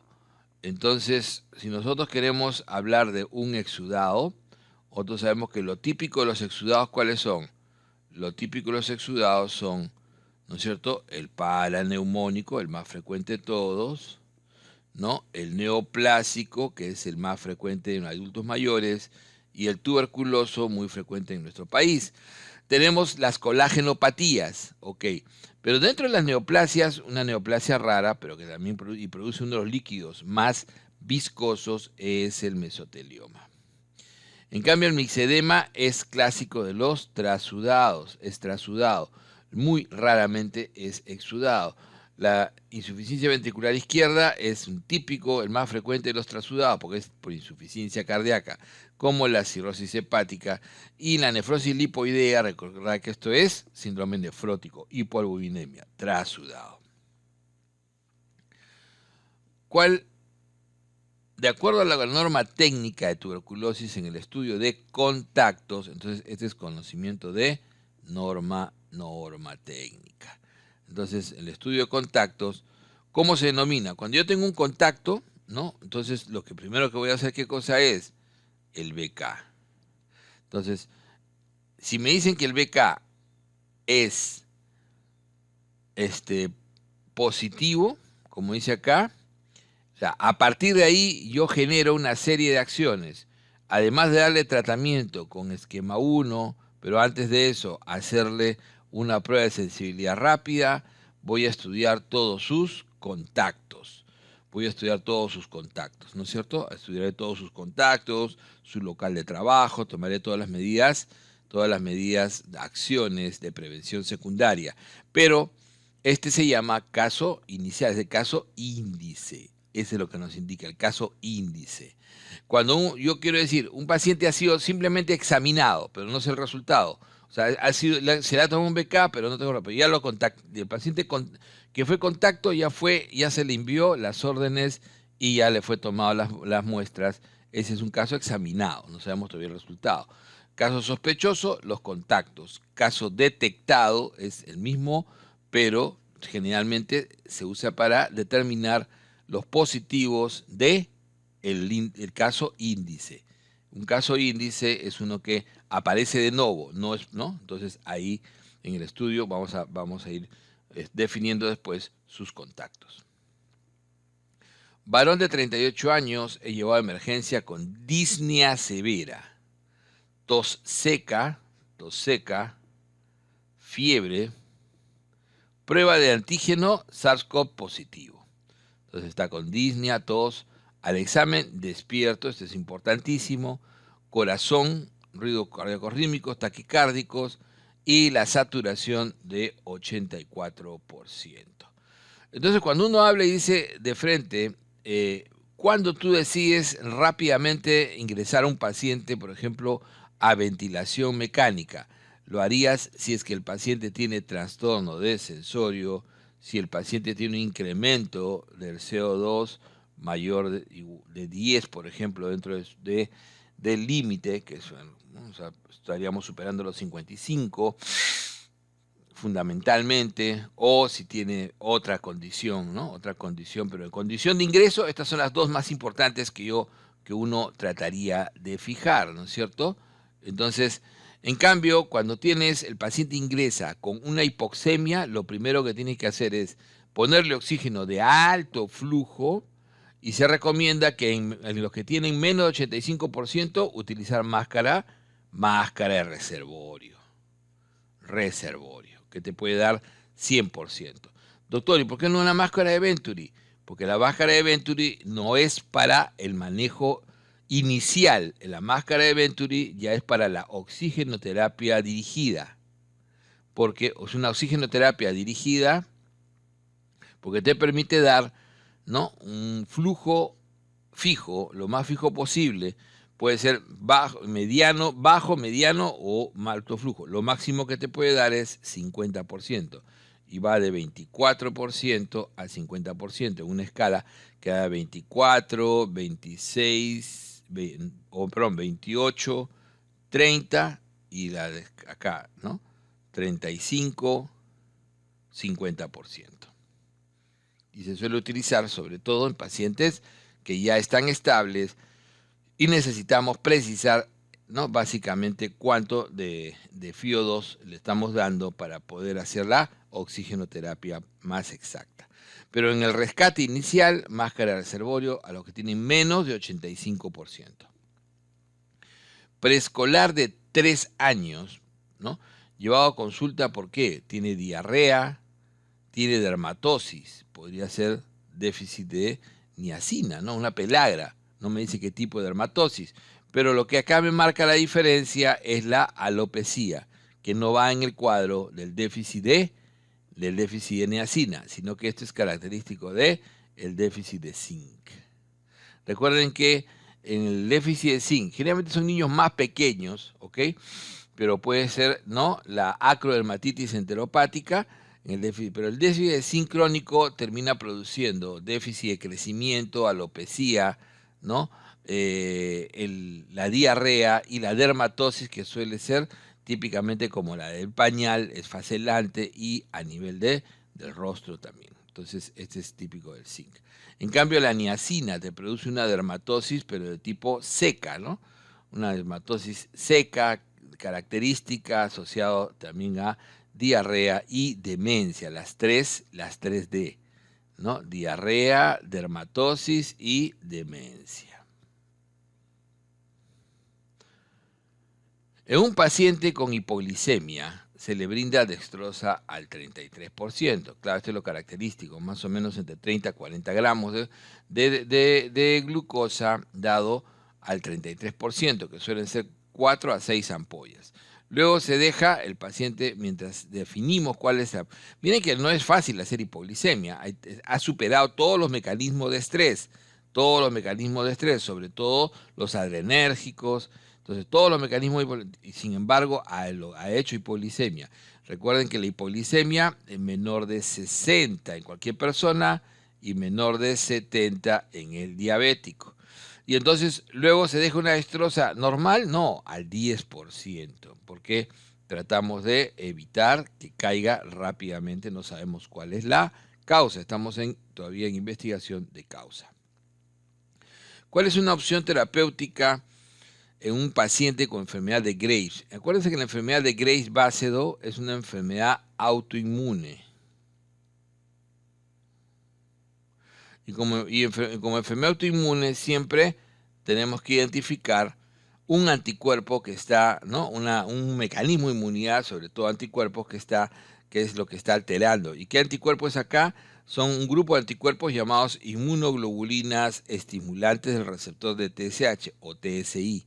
O sea, son anticuerpos que estimulan el receptor de TSH como si fueran el TSI, y eso genera que la glándula tiroides produzca grandes cantidades de hormona.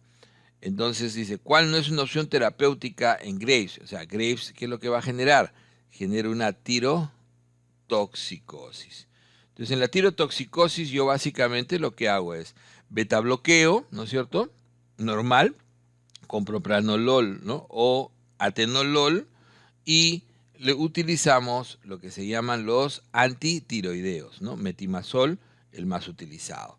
Si yo quiero tratar la tirotoxicosis en forma definitiva, puedo utilizar la tiroidectomía, la cirugía casi total o a veces total, y el yodo radiactivo para ablacionar la glándula. Pero el dexametasona es parte del corticoide es parte del tratamiento de un Graves. No, es la dexametasona en estos casos, en hipertiroidismo, es parte del manejo de la tormenta tiroidea. En el caso del que el paciente entre en tormenta tiroidea, eso se llama ese ya es complicado. Y acá la clave es esto, no complicado. Por eso siempre esto de acá siempre subrayenlo. Lo que te dice no, entonces ahí dices no complicado, allá. Entonces, este es complicado. Y en el complicado usamos beta bloqueador pero parenteral, antitiroideo pero parenteral, como el propio tiracilo sobre todo, corticoide, y lo que más se utiliza justo es la dexametasona, el yodo, pero el yodo no radiactivo, sino el yodo elemental como el Lugol, y la hidratación. ¿Para qué? Entonces hay que manejar, hay que bajar todo el efecto adrenérgico rápido, parenteral, bloqueo, y este es el bloqueo de la conversión periférica. Entonces ahí viene. Este fármaco no está en el manejo de los no complicados. ¿Cuál es lo primero? Dice, lo primero en manejarse en un paciente con hipopituitarismo. Entonces, el hipopituitarismo, ¿no? En general, o sea, tiene causas, puede ser de causa hipotalámica o hipoficiaria, que es lo más frecuente, y la causa más frecuente siempre es por adenomas, ¿no es cierto? Pero el hipopituitarismo básicamente va dañando progresivamente los sistemas, todos los sistemas endocrinos, o sea, todas las líneas de acción de hormonales. Entonces va a producir progresivamente un hipogonadismo, por ejemplo, ¿no? Hipogonadotrópico, va a producir un hipotiroidismo secundario, ¿no es cierto? Y por último va a generar una insuficiencia suprarrenal, no Addison, sino una secundaria. Entonces, cuando de todo este proceso, uno tiene que ir en reversa en el tratamiento. Primero trataré la insuficiencia suprarrenal. Entonces, lo primero que trato, y esto generalmente debuta en crisis adrenal. ¿Se dan cuenta? Entonces, lo primero que voy a tratar es la insuficiencia suprarrenal secundaria. Eso es lo que trato siempre primero. De ahí pasaré a tratar el hipotiroidismo secundario, entonces le doy primero su hidrocortisona y de ahí pasaré a darle su levotiroxina. Y ya de ahí veré el reemplazo hormonal. Mujer de 18 años con santomas tendinosos, problema de hiperlipidemia, que básicamente es colesterol, pero con triglicéridos normal, colesterol muy alto, 400, y antecedente de padre y hermana, con colesterol mayor de 400. Entonces, lo más frecuente acá, ¿qué cosa es? La hiperlipidemia tipo 2 familiar. La familiar tipo 2 y de incluso la 2A. ¿Qué carácter? ¿No? Porque la 2B es más rara y produce santelasma, además de santomas, ¿no? Y de enfermedad cardiovascular. En cambio, lo típico que es en santomas tendinosos, con sobre todo predominio de colesterol altísimo. Esto es típico de la hiperlipidemia tipo 2, 2A familiar. Y esta hiperlipidemia familiar es justamente un trastorno alrededor de una malfunción del LDL, básicamente, el receptor de LDL e incluso la desaparición de receptores de LDL. Ese es el problema. En cambio, el 2B es LDL y VLDL, ambos.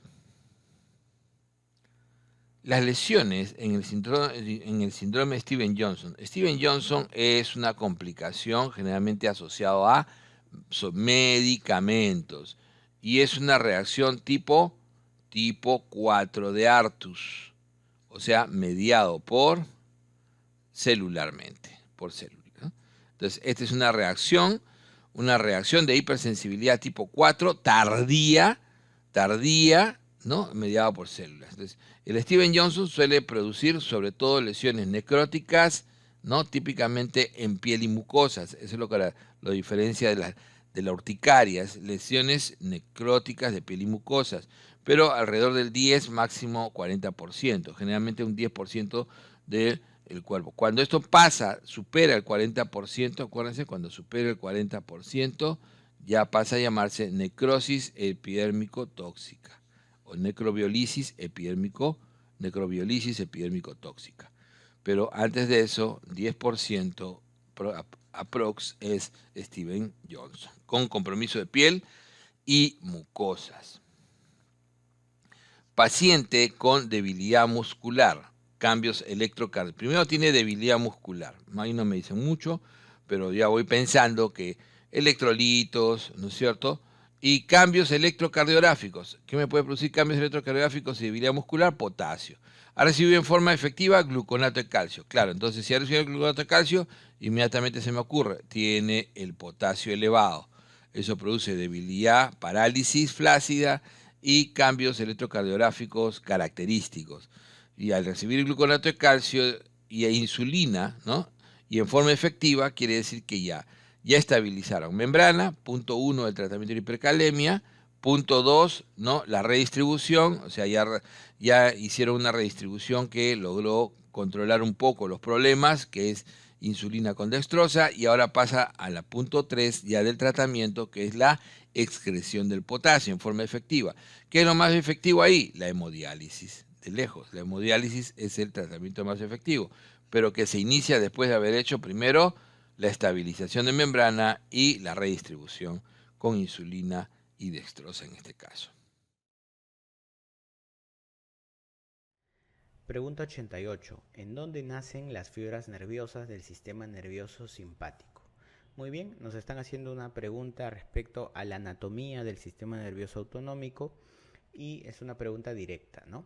El sistema nervioso simpático va a tener como origen las fibras nerviosas entre los segmentos de T1 y L2. Por lo tanto, aquí la respuesta correcta es la A. Pregunta 89. ¿Cuál de los siguientes no pertenece al contenido del conducto inguinal?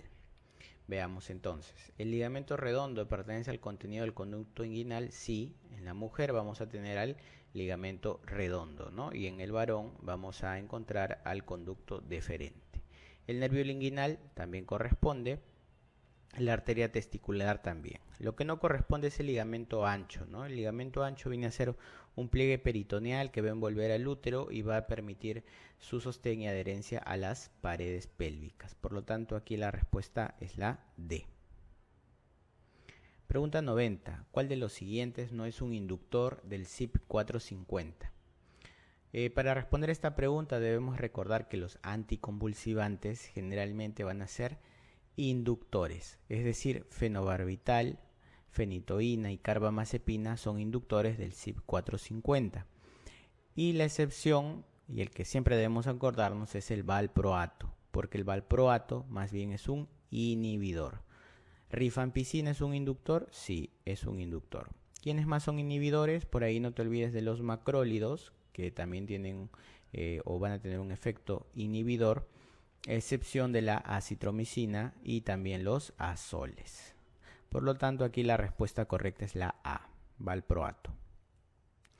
¿Con cuál de las siguientes organelas se fusiona el fagosoma durante la fagocitosis? Esta es una pregunta fácil, ¿no? Para la fagocitosis se requieren enzimas, por lo tanto la organela de las que se ha mostrado a continuación rica en enzimas es el lisosoma. Entonces el lisosoma más el fagosoma juntos van a formar lo que se conoce como el fagolisosoma. Muy bien, la respuesta correcta aquí es la E. Pregunta 92. ¿Cuál de los siguientes patógenos no se cobertura con ertapenem? A ver, dentro de los carbapenems va a tener como excepción ertapenem la cobertura a Pseudomonas aeruginosa. Ya ertapenem no tiene efecto sobre Pseudomonas. Justamente por eso es que cuando tenemos casos de E. coli, Klebsiella, que son BLE, ¿no? de beta-lactamasa de espectro extendido, preferimos iniciar con ERTA para tener reservado el resto de carbapenems en caso se presente una infección con Pseudomonas. La respuesta correcta aquí es la E. En el contexto del COVID-19, ¿cuál de los siguientes no consideraría como una recomendación realizada bajo principios bioéticos? Veamos. Priorizar vacunación a la primera línea y personas con factores de riesgo, esto es verdadero, ¿no? Y esto ya lo hemos visto. Primero se vacunó a todos los profesionales de la salud y de inmediatamente después a las personas mayores, los adultos mayores con factores de riesgo. B. Evitar preferencias de asignación de recursos a políticos o personas mediáticas. Esto es correcto. Ya la preferencia se va a dar sobre la primera línea de defensa, pero no sobre políticos o personas mediáticas. C. Tratar con igualdad en la asignación de recursos a la primera línea y personas en general. Esto es falso, ¿no? ¿Por qué? Porque los recursos se van a priorizar para la primera línea de defensa. No porque sean especiales, sino porque una vez que se recuperan estos recursos, regresan a poder salvar más vidas. D. Distribuir los recursos en igualdad entre áreas COVID y no COVID también es verdadero, ¿no? La escasez hay que distribuirla con igualdad. Y E. No considerar el orden de llegada para distribuir recursos también, ¿no? Acá hay que considerar un orden en cuanto a qué, a la prioridad que tiene el paciente y no a la llegada, ¿sí? Aquí entonces la falsa es la alternativa C. Pregunta 94. Para la correcta medición de un brote por intoxicación alimentaria, ¿qué se utiliza? A ver, siempre que me hablen a mí de brote, yo tengo que ponerme de frente en que me están preguntando por tasa de ataque, ¿sí? Solamente si es que no hubiera tasa de ataque marcaría incidencia, ¿no? La tasa de ataque es una variante de la incidencia que se utiliza en brotes y epidemias. Bueno, entonces ya sé que es tasa de ataque, pero ahora será tasa de ataque primaria o tasa de ataque secundaria. Para eso me voy a la otra parte de la pregunta, ¿no? Me hablan de intoxicación alimentaria. Entonces, cuando hay intoxicación alimentaria, ¿cómo se produce el brote? Desde una fuente común hacia las personas. Por lo tanto, aquí yo voy a calcular la tasa de ataque primario, es decir, los que estuvieron expuestos, o mejor dicho, el número de casos que se presentó entre los expuestos a la fuente. ¿Cuándo marcaré tasa de ataque secundaria? Cuando a mí me digan que quiero conocer cuál es la transmisibilidad persona a persona. En este caso no me lo dicen, así que es una tasa de ataque primaria. La respuesta es la C. Pregunta 95. Con respecto al último estudio publicado en el año 2018 sobre los años de vida saludables perdidos, avisa que es correcto. A ver, veamos. ¿La tuberculosis causa más avisa? Más avisa versus quién. No dice versus quién y nunca tuberculosis está en las primeras causas, así que es falso. B. Las enfermedades no transmisibles causan más avisa. Esto es verdadero. ¿Por qué? Recuerden que los años de vida saludables perdidos se clasifican en grupos, que son 3, luego se clasifican en categorías, que son más de 20, y tengo subcategorías. Dentro de los grupos, el grupo que más años de vida saludables perdidos aporta son las enfermedades no transmisibles, después están las enfermedades transmisibles e inmunoprevenibles, y en tercer lugar van a estar los accidentes y las lesiones. Por lo tanto, esto es verdadera. Los accidentes de tránsito y lesiones causan más avisas. Falso, están en tercer lugar. Las transmisibles no, están en segundo lugar. Y las deficiencias nutricionales forman parte de las categorías, pero tampoco están en primer lugar, ¿no? En primer lugar están los trastornos mentales y del comportamiento. Por lo tanto, aquí la respuesta correcta es la B. Pregunta 96. ¿Cuál de las siguientes herramientas resulta menos útil en la toma de decisiones sobre estrategias terapéuticas desde el enfoque de la gestión clínica? A ver, la herramienta menos útil. MBE, vamos a tomarla, ¿tiene utilidad? Sí. Las guías de práctica clínica también resultan útiles. Las búsquedas sistemáticas de información como Trip Database, PubMed, Cochrane, correcto, ¿no? Los informes de evaluación de tecnologías sanitarias también, porque estos son estudios de análisis de evaluación económica, así que si no sirven. Y la experiencia profesional sí sirve, pero es la que menos evidencia va a tener, ¿no? Lo que se llama el reporte de los expertos, ¿no? La opinión de expertos es la menos útil de las presentadas en estas alternativas, por lo tanto la respuesta es la E. Pregunta 97. Según la Ley de Servicio Civil, el documento que detalla los puestos de una entidad pública, así como el presupuesto destinado a cada uno de los trabajadores, corresponde a... A ver, están hablando de según servir. Entonces, según servir, no hay MOF y no tengo CAP. Me quedé con estos tres. Después me preguntan los puestos, o sea, el listado de puestos. Nunca me hablan de funciones y el respectivo presupuesto. ¿Dónde encuentro eso? En el cuadro de puestos de la entidad, ¿sí? El cuadro de puestos de la entidad tiene el listado de todos los puestos de trabajo en una institución más su respectivo salario. No se olviden de eso. Muy bien, la respuesta es la E. Pregunta 98. ¿Cuál de los siguientes objetivos corresponde a la prevención secundaria? Limitar la incidencia de la enfermedad, no, esa es prevención de tipo primaria, ¿sí? Limitar la incidencia, que no haya nuevos. Disminuir la iatrogenia es cuaternaria. Disminuir la prevalencia, esto sí, ¿no? ¿Por qué? Porque es diagnóstico y trato de forma precoz. Este sí es secundaria. Aumentar la protección no corresponde a ninguno. Y reincorporar a los pacientes es terciario. Muy bien. La clave correcta, entonces aquí es la C, disminuir la prevalencia. Pregunta 99, ¿cuál es el rango de edad en el que se considera la juventud? O sea, el joven, ¿de qué edad a qué edad va? De 12 a 20, no. De 10 a 20 tampoco. De 12 a 18, no. Este es el adolescente y es de 12 a 17 por si acaso. Así que no es. De 9 a 15, no. Es de 18 a 29 el joven, ¿no? Y de 30 a 59 viene el adulto y de 60 más el adulto mayor. La respuesta correcta aquí es la E. Y pregunta 100, ¿cuál de los siguientes no corresponde al modelo de cuidado integral? Veamos. Variedad de oferta de salud, oferta móvil, oferta fija y telemedicina. Esto es verdadero, ¿no? Justamente a través del modelo de cuidado se plantean varios tipos de prestaciones, lo importante es que éstas se brinden, ¿no? Uno de los mecanismos de financiamiento es el presupuesto por resultados, sí, es un mecanismo existente. Organizado en base a redes integradas, sí, la RIS es parte fundamental de la organización del modelo. Hace énfasis en el tercer nivel, falso. Hace énfasis en el primer nivel de atención, ¿no? Esto es bastante fácil. Y cuidado integral de persona, familia y comunidad, correcto. Lo que no va es la alternativa D.